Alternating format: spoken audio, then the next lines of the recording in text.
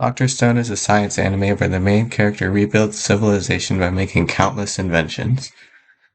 In this series, we'll be going over the science of the inventions and debunking whether they'd work in real life, going over the physics and science behind it all.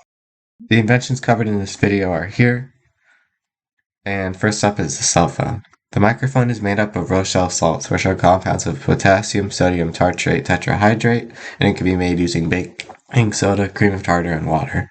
Thanks to maker Ian, I found plenty of information about it that it's piezoelectric, meaning it can convert vibrations into electrical signals from its asymmetric crystal structure like this.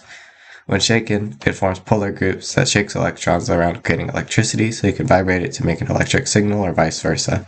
However, it's only electrically active on one axis, electrical, mechanical, or optical. Now to make the microphone, all you need to do is wrap it with copper, solder wires on, and then you're done. In practice, this guy made a microphone for his own guitar using the Rochelle salts. So how does the cell phone work? It combines a whole bunch of stuff to take in radio waves and decode them.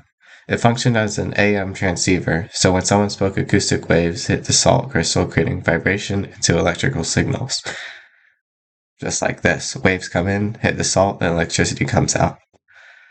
The vacuum tubes then, powered by zinc carbon batteries, generated a steady carrier wave that this audio signal was layered onto. The resulting wave blasts out through a gold antenna. So all that's in the air is a bunch of radio waves, so how do we decode that? It's a process of demodulation. First, an antenna caught the radio waves and directed it into its current. The Lorentz force is basically QE here, and we integrate over the path in its antenna using a line integral.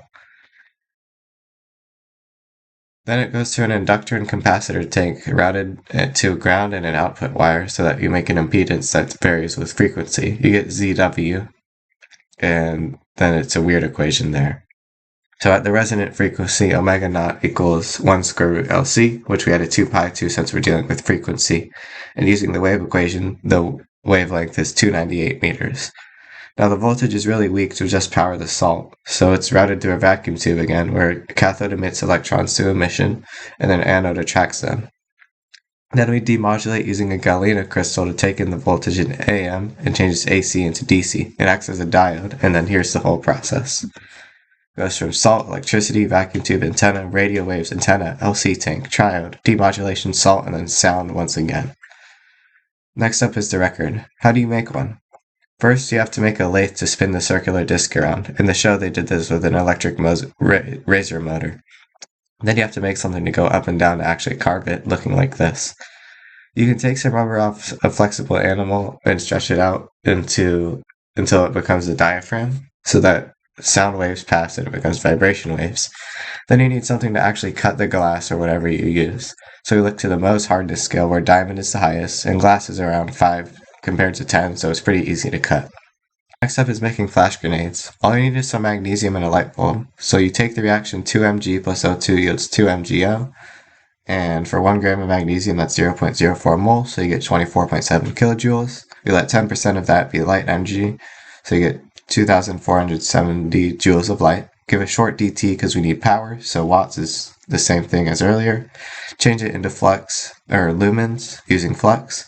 And then with lumens, we can use the inverse square law to change it into lux. And that is about 1 lux at most, so it's a pretty good flash grenade.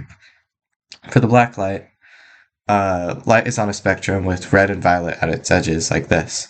So if we extend that to extreme values of red or violet, then we get ultraviolet or infrared respectively.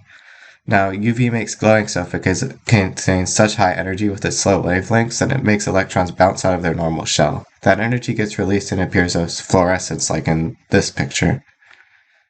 And that's it for this video. Thank you for watching.